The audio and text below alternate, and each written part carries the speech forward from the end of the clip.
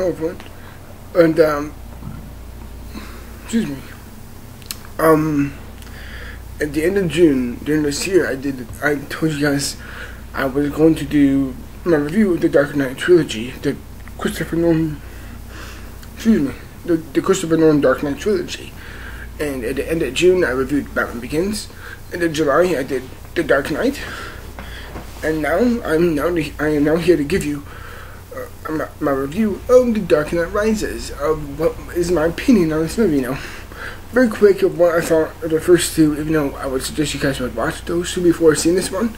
I would say very quickly is that I really enjoyed the first one a lot, and the second one is one of my personal favorites of all time. So, going through those two, this one with Dark Knight Rises is like there's a lot right on here, and for me, The Dark Knight Rises is very much the anti-Hobbit: The Unexpected Journey, where I was very excited to see it, but where the first Hobbit movie just truly shot my expectations through the roof, this one just dropped it hard.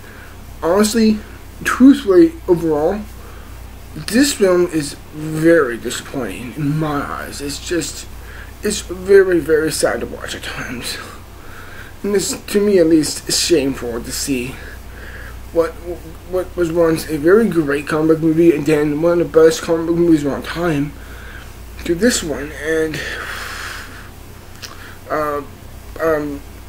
well, the story in this movie is that, you know, a new villain named Bane, played by Tom Hardy respectively, is now wreaking havoc and destruction in Gotham City.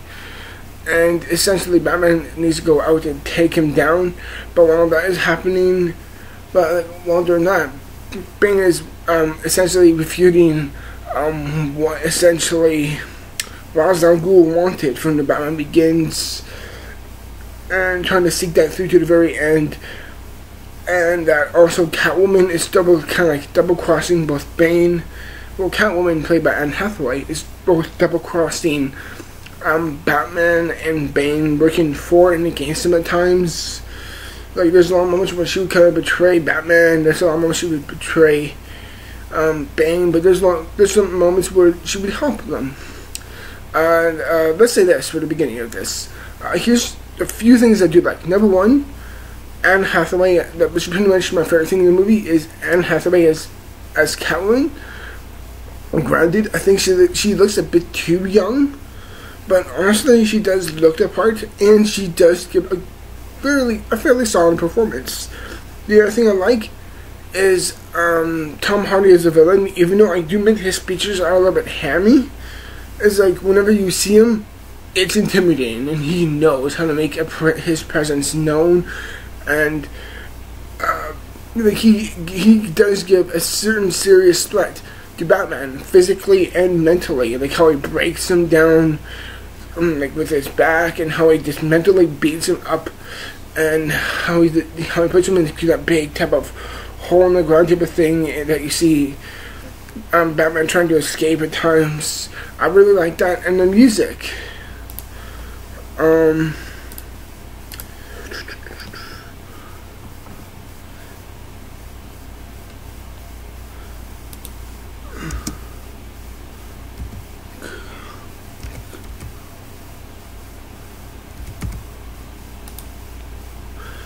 The music by Hans Zimmer, fantastic. That's probably the most consistent thing I can literally say about the trilogy, of the Dark Knight trilogy, and that is the consistency of the music. And I think the music is consistently great. It's very, very well done. And Catwoman's theme, which I forgot the name of it, but it's really, really good. Just listen to that on the internet, and it's really beautiful.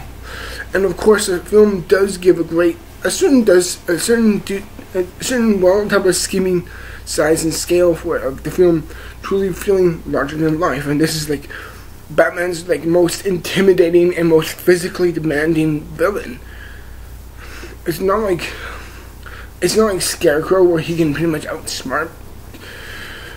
Or it's not like Scarecrow, where he can pretty much outsmart Batman, or the Joker, where he can like psychologically torment and tear him down and intimidate him. It's like, no, no, no, no. This is a villain that can match him physically and mentally. This is a whole new level of Batman villains that we've never seen before, and I really enjoy that. I think I should declare on. And, yeah, lots of good things. The bad things. And I'm sorry, but there's a lot.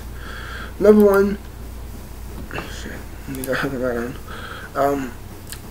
The decision making. There's a lot of moments in this movie, acting wise, performance wise.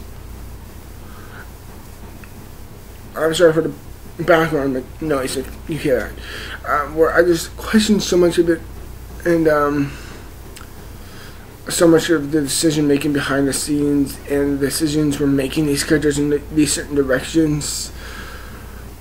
You know, like Marion Cotillard's character in this movie, Taliago, I believe.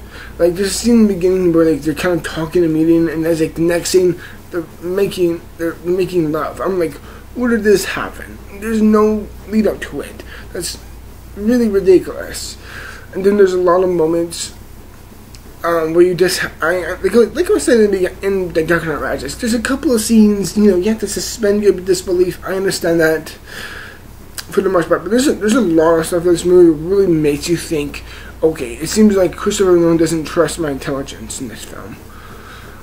I'm just like a big notorious thing that you may be asking is like, well, I wouldn't say notorious, but I would say the most like unbelievable part is the part where like Batman gets on a big type of hole in India, like the whole part where he goes under there and training, all that, like just a few times of him working out is able to, and just a few times of trying is enough to make him, you know, do that. I'm just like, no, that would take such a long time. I don't care if it's Batman or not.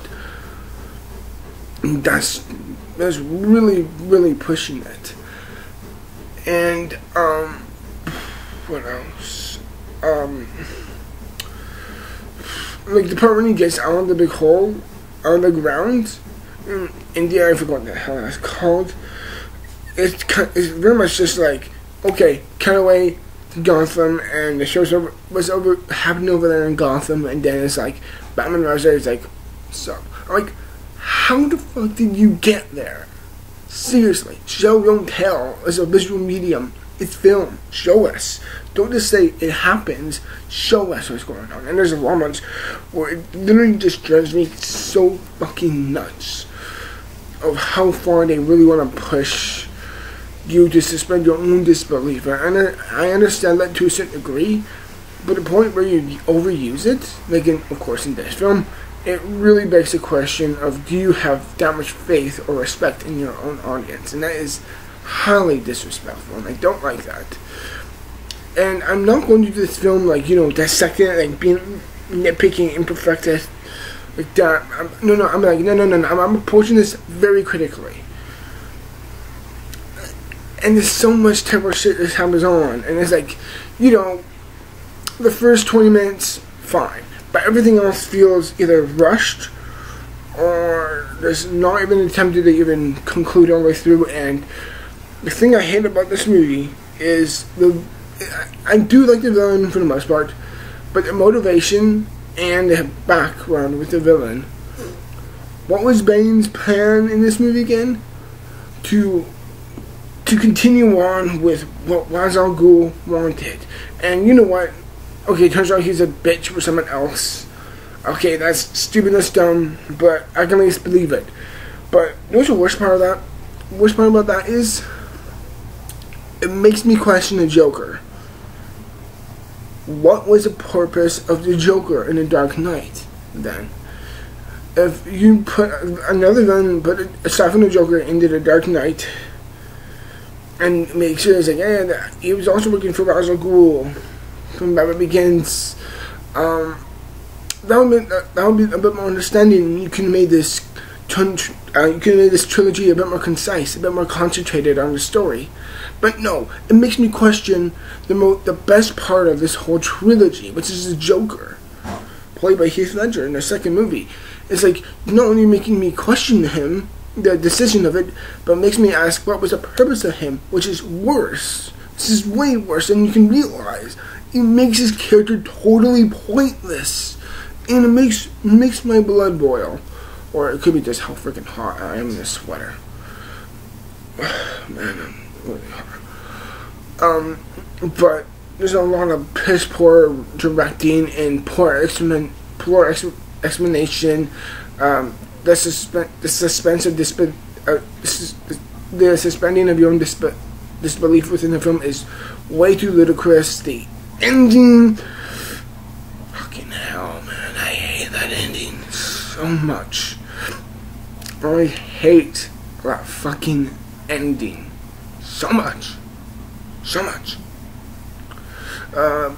And also, like, I liked Joseph Gordon-Levitt's character for the most part, but by the end, where it's like you figure out like his someone type of other name is Robin, which I thought was a bit too, I wouldn't say it's obvious, but I felt like it was just ridiculous. I'm like, really, fucking really, whatever. But in the end, The Dark Knight Rises to me is a very, very huge drop from what already was a two big great films with a very disappointing third film. And in the end, everyone, that's my thoughts on The Dark Knight Rises. Everyone, I hope you enjoyed it. And I'm going to give The Dark Knight Rises a 38%. I'm just nothing more than disappointed with this film. It's not a terrible film because, you know, there's certain things I do really like the music, Catwoman, Catwoman, Bane, the directing, the fine sense of scale and size and epicness. I like that, but overall, it's a really, really poorly written. Excuse me. It's a very, very badly, poorly written film. In the end, and Dark Knight Rises is truly disappointing. Thank you guys for watching as always, and I'll see you guys in the future for more videos as always. Thank you till then, and I'll see you guys in the future. Till then, I'll see you around. Bye.